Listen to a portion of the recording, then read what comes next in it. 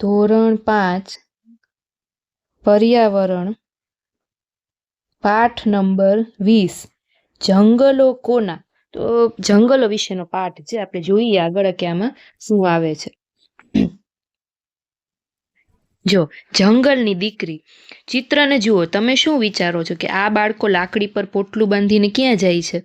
જ્યારે તમે જાણી લેશો ત્યારે તમે પણ એમની સાથે જવા ઈચ્છશો. જો આ બધા બાળકો છે, લાકડી છે ને એમાં પોટલું બાંધેલું છે, બરાબર. હવે શું છે, શેના વિશે છે, એ બધું આપણે આગળ જાણીએ. જો બાળકો જંગલમાં જાય છે. ક્યાં જાય છે આ બધા બાળકો? તો કે જંગલમાં. જંગલને શું કહેવાય ઇંગ્લિશમાં? ફોરેસ્ટ. ત્યાં તેઓ કૂદે, દોડે, વૃક્ષ પર ચડે અને એમની કુદુક ભાષામાં ગીતો ગાય છે. તેઓ નીચે પડેલા ફૂલ ને પાંદડાઓ હાર બનાવવા માટે ભેગા કરે છે. તેઓ જંગલી ફળની મજા માણે છે. જેમના અવાજની તેઓ નકલ કરી શકે તેવા પક્ષીઓ શોધે છે. તેમની દીદી સૂર્યમણી તેઓ સાથે આ બધામાં જોડાય છે. જો એમના દીદી છે. દર રવિવારે સૂર્યમણી બાળકોને જંગલમાં લઈને આવે છે. તે બાળકોને બતાવે છે કે તેમણે વૃક્ષો, છોડ અને પ્રાણીને કેવી રીતે ઓળખવા. બાળકો જંગલની આ ખાસ મુલાકાત ખૂબ જ માણતા. સૂર્યમણી હંમેશા કહેતી કે વાંચતા શીખવા માટે જંગલો પુસ્તક જેટલા જ મહત્વના છે. શું કહેતા એને દીદી? કે જેટલા પુસ્તક મહત્વના છે એટલું જ જંગલ મહત્વનું છે. અમે જંગલના લોકો છીએ. અમારું જીવન જંગલ સાથે જોડાયેલું છે. કેવા લોકો છે? લોકો આદિવાસી લોકો છે. લોકોનું જીવન શું જંગલ સાથે જોડાયેલું હોય. જો જંગલ ન હોય તો અમે પણ રહી શકશું નહીં. સૂર્યમણીની વાર્તા એક સત્ય વાર્તા છે. સૂર્યમણી છે સ્ટાર ગર્લ છે. સ્ટાર ગર્લ છે એક યોજના છે જે સામાન્ય છોકરીની અદ્ભુત વાતો કહે છે, જેઓએ તેમનું જીવન શાળાએ જઈને બદલ્યું છે. હવે જો તમારા વિચારે જંગલ શું છે? આપણને તેમ થાય ને જંગલ એટલે એમાં ખાલી વૃક્ષો ઉગે, બધા પ્રાણીઓ રહે, વનસ્પતિઓ હોય, પક્ષીઓ હોય, એને જંગલ કહેવાય. જો કોઈ એકબીજાની નજીક ઘણા બધા વૃક્ષ ઉગાડે તો એ જંગલ બની જાય. એમ બની જાય જંગલ કે એક તમને એમ કે આજુબાજુ કેટલા બધા વૃક્ષ ઉગાડી દે એટલે એક જંગલ બની ગયું. વૃક્ષ સિવાય જંગલમાં શું હોય છે? તો વૃક્ષ સિવાય શું હોય? પ્રાણીઓ રહેતા હોય, પક્ષીઓ રહેતા હોય, બરાબર. શું બધા જંગલમાં એક જ પ્રકારના વૃક્ષ હોય? ના. તમે કેટલા વૃક્ષ ઓળખી શકો? સૂર્યમણી કહે છે કે જો જંગલ ન હોય તો અમે પણ રહી શકીશું નહીં. હવે જો ઉગાડવું. સૂર્યમણી બાળક હતી ત્યારથી એને જંગલ પસંદ છે.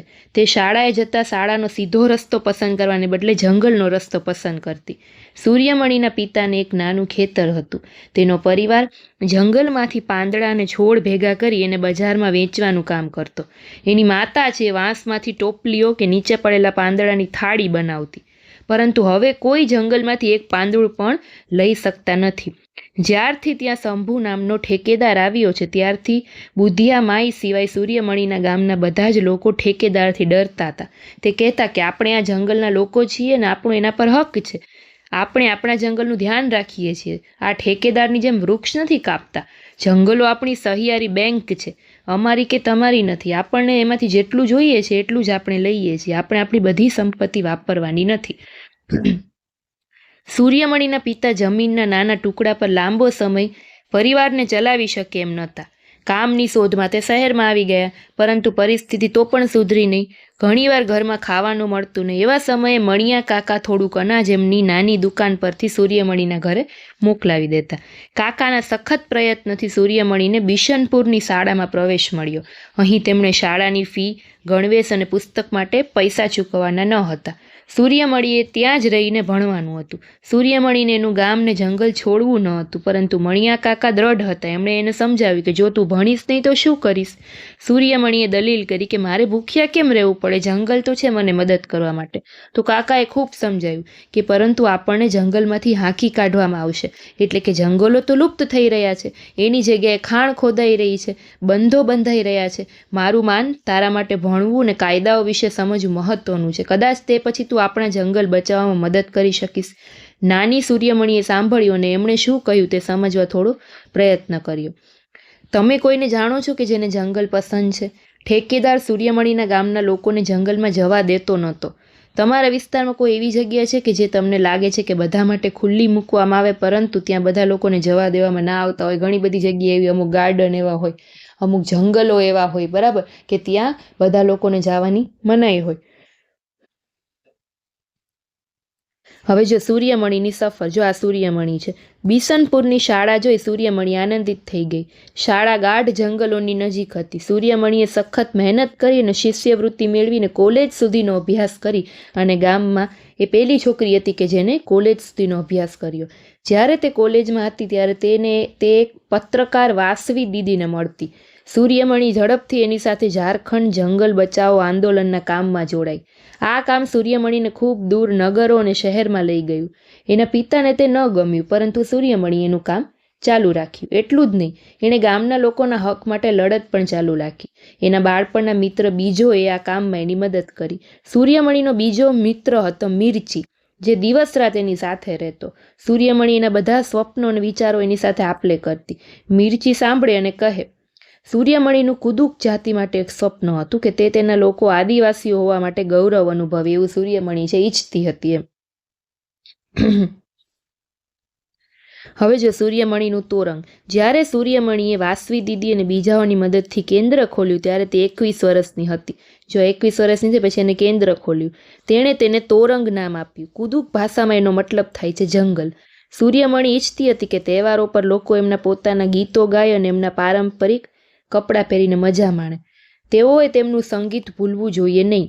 બાળકોએ પણ છોડવાઓમાંથી ઔષધિઓ અને વાંસમાંથી વસ્તુ બનાવવાની કલા શીખવી જોઈએ. બાળકોને શાળાની ભાષા શીખવવી જોઈએ, પરંતુ એમને એમની પોતાની ભાષા સાથે પણ જોડવા જોઈએ. આ બધું તોરંગ કેન્દ્રમાં થતું હતું. કુદુક જાતિ અને બીજી આદિવાસી જાતિ વિશે ખાસ પુસ્તકોનો સંગ્રહ કરવામાં આવ્યો. વાંસળી અને જુદા જુદા પ્રકારના તબલા મૂકવામાં આવ્યા. જ્યારે પણ કોઈને અન્યાય થાય અથવા તો જો કોઈને ડર લાગે કે તેમની જમીન અને આજીવિકા લઈ લેવામાં આવશે, ત્યારે તેઓ સૂર્યમણી પાસે આવતા. સૂર્યમણી એમના હક માટે લડતી. સૂર્યમણી અને બીજોએ લગ્ન કરી લીધા અને સાથે મળીને કામ કરે છે. આજે તેમના કામની ઘણા લોકો દ્વારા પ્રશંસા કરવામાં આવે છે. એની બીજા દેશમાં પણ એના અનુભવની આપલે કરવા માટે આમંત્રણ આપવામાં આવે છે. એના વિસ્તારના લોકો પણ જંગલના નવા કાયદાઓ માટે એમનો અવાજ ઉઠાવી રહ્યા છે. જો જંગલના હકનો કાયદો 2007, જે લોકો જંગલમાં ઓછામાં ઓછા 25 વર્ષથી રહેતા હોય તેઓનો જંગલની જમીન પર અને ત્યાં જે ઉગે છે એના પર હક છે. તેઓને જંગલમાંથી કાઢી મૂકવા જોઈએ નહીં. આવો જંગલના હકનો કાયદો છે. જંગલની રક્ષાનું કામ એમની ગ્રામ સભા દ્વારા થવું જોઈએ.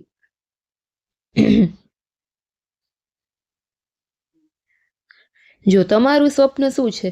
જેમ સૂર્યમણીનું સપનું શું હતું કે ગામના લોકો બરાબર જંગલો છે એ બચાવવા જોઈએ, પછી ગામના લોકોને આગળ લઈ આવવા છે બરાબર. પછી એવી રીતે તમારું સપનું પણ કાંઈક હશે, તમારે આગળ જઈને શું કરવું છે, તમે તમારું સપનું સાકાર કરવા શું કરશો એ તમારે લખવાનું. જો ઓડિશાની ધોરણ 10ની છોકરી શીખ્યાએ મુખ્યમંત્રીને પત્ર લખ્યો. જો મુખ્યમંત્રી શ્રી, અમારા જેવા આદિવાસીઓ માટે જંગલ બધું જ છે. અમે એક દિવસ માટે પણ જંગલથી દૂર નથી રહી શકતા. સરકારે વિકાસના નામ પર ઘણી બધી યોજનાઓ જેવી કે બંધ અને ફેક્ટરીઓ બાંધવી વગેરે ચાલુ કરી છે. જંગલો જે અમારા છે તે અમારી પાસેથી લઈ લેવામાં આવ્યા છે. આ બધી યોજનાઓના કારણે અમને વિચારવાની જરૂરિયાત ઊભી થઈ છે કે જંગલના લોકો ક્યાં જશે, તેમની આજીવિકાનું શું થશે. જો જંગલો જ નહીં હોય તો જે લાખો પ્રાણી જંગલમાં રહે છે એ ક્યાં જશે? આપણે આપણી જમીન એલ્યુમિનિયમ જેવા ખનીજ માટે ખોદીશું તો બાકી શું રહેશે? ફક્ત પ્રદૂષિત હવા, પાણી ને માઇલો સુધી વેરાન જમીન. એવી રીતે મુખ્યમંત્રી શ્રીને આદિવાસીને એક ઓડિશાની એક છોકરી છે શીખીએ પત્ર લખે છે એમ.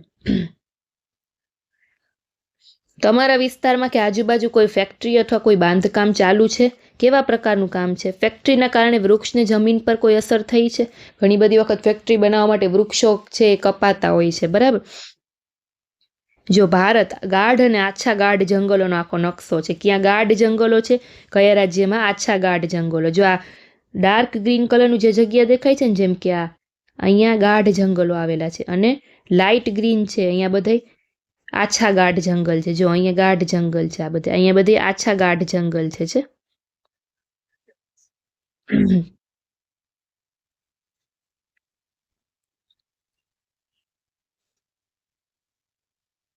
જો આ ઓડિશા છે.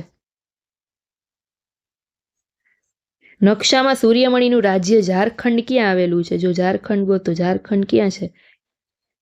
અહીંયા છે ઓડિશા. જે એની ઓડિશાની છોકરીએ જે મુખ્યમંત્રીને પત્ર લખ્યો તો એ ઓડિશા અહીંયા છે.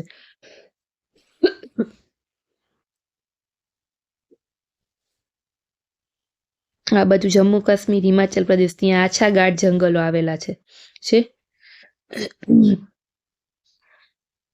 આ ઝારખંડ છે. જો આ રહ્યું અહીંયા ઝારખંડ છે જ્યાં સૂર્યમણી રહે છે. કયા રાજ્યમાં ગાઢ જંગલો છે? જો તો કયા રાજ્યમાં ગાઢ જંગલો છે? તો કે અરુણાચલ પ્રદેશમાં ગાઢ જંગલો છે સૌથી ગાઢ જંગલો ત્યાં છે અરુણાચલ પ્રદેશમાં. જો કોઈ મધ્યપ્રદેશમાં હોય તો એના માટે દેશની કઈ દિશામાં ગાઢ જંગલો હશે? મધ્યપ્રદેશમાં રહેતા હોય કોઈ, અહીંયા મધ્યપ્રદેશમાં રહે છે તો કઈ દિશામાં ગાઢ જંગલો છે એની? તો મધ્યપ્રદેશમાં કોઈ રહેતા હોય તો આ બાજુ ગાઢ જંગલો આવેલા છે. હવે જો મિઝોરમમાં ખેતી માટે લોટરી. તમે સૂર્યમણીની વાર્તામાં ઝારખંડના જંગલ વિશે વાંચ્યું. હવે મિઝોરમના પર્વતીય પ્રદેશમાં આવેલા જંગલો વિશે વાંચો. જો આ મિઝોરમ છે, જુઓ ત્યાં લોકો કેવી રીતે રહે છે અને કેવી રીતે ખેતી કરે છે. ટન ટન ટન જેવો ઘંટ વાગ્યો. લોમટે આ ડીંગીમાં એ ઝડપથી ઘરે જવા માટેની બેગ ભરી. રસ્તામાં તેઓ ઝરણા પાસે વાંસમાંથી બનાવેલા કપથી પાણી પીવા ઊભા રહ્યા. આજે ફક્ત બાળકો જ નહીં પણ એમના સાઈમાં સર એ પણ ઉતાવળમાં હતા. આજે ત્યાં પંચાયતની સભા મળવાની હતી. તે સભામાં લોટરી નીકળવાની હતી કે કયા પરિવારને ખેતી કરવા માટે કેટલી જમીન મળશે. જમીન આખા ગામની હતી, કોઈ એક વ્યક્તિની નહોતી. એટલે એઓ જમીનના જુદા જુદા ભાગમાં ખેતી કરવા માટે વારા રાખતા હતા. વાંસમાંથી બનાવેલ સુંદર ઘડાને ખૂબ જ સારી રીતે હલાવવામાં આવે, એમાંથી એક ચિઠ્ઠી કાઢવામાં આવે. સાઈમા સરના પરિવારને પહેલી તક મળે છે. એમણે કહ્યું, હું ખુશ છું કે મારા પરિવારને પ્રથમ તક મળી, પરંતુ આ વર્ષે અમે બહુ જમીન નહીં લઈ શકીએ. ગયા વર્ષે મેં વધારે લીધી પરંતુ ખેતી થઈ નહીં. મારી બહેન ઝીરીના લગ્ન બાદ તે સાસરે જતી રહી. પછી એકલા હાથે ખેતી સંભાળવાનું મુશ્કેલ બની ગયું. સાઈમા સરે 3 ટીન જમીનનું પૂછ્યું. નાની માથીનીએ પૂછ્યું કે 3 ટીન જમીન એટલે શું? તો ચામુઈએ સમજાવ્યું કે જેના પર આપણે 1 ટીન બીજ ઉગાડી શકીએ એને 1 ટીન જમીન કહેવાય. એમ એવી રીતે 3 ટીન. સમજાણું? ઝૂમ કૃષિ. જો ઝૂમ કૃષિ એ ખૂબ જ રસપ્રદ છે. એક પાક લીધા પછી જમીન થોડા વર્ષ માટે પાક લીધા વગર રાખવામાં આવે. ત્યારે ત્યાં કશું ઉગાડવામાં આવતું નથી. પહેલા એક પાક લે પછી થોડાક વર્ષો માટે ત્યાં કાંઈ ઉગાડવામાં ના આવે. વાંસ અને અનિચ્છનીય છોડ તે જમીનમાંથી કાઢવામાં નથી આવતા, એને કાપીને બાળી દેવામાં આવે છે અને એની જે રાખ છે એ જમીનને ફળદ્રુપ બનાવે છે. સળગાવતી વખતે એ ધ્યાનમાં રાખવામાં આવે છે કે આગ છે જંગલના બીજા ભાગ સુધી પહોંચે નહીં. જ્યારે જમીન ખેતી માટે તૈયાર હોય ત્યારે એને થોડીવાર ખોદવામાં આવે છે, ખેડવામાં નહીં, અને એના પર બીજ નાખવામાં આવે છે. એક ખેતરમાં જુદા જુદા પ્રકારના પાક જેમ કે મકાઈ, ચોખા, શાકભાજી ઉગાડી શકાય છે. અનિચ્છનીય છોડ કાઢવામાં નથી આવતા, એને ખાલી શું કરે છે તો કે કાપી નાખે છે, એટલે કે જેથી તેઓ જમીનમાં ભળી જાય અને તે જમીન ફળદ્રુપ બનાવવા મદદ કરે. જો કોઈ પરિવાર ખેતી કરવા સક્ષમ ન હોય તો બીજા તેઓને મદદ કરે છે અને એમણે તેઓને ખાવાનું આપવું પડે છે. આ છે ઝૂમ ખેતી.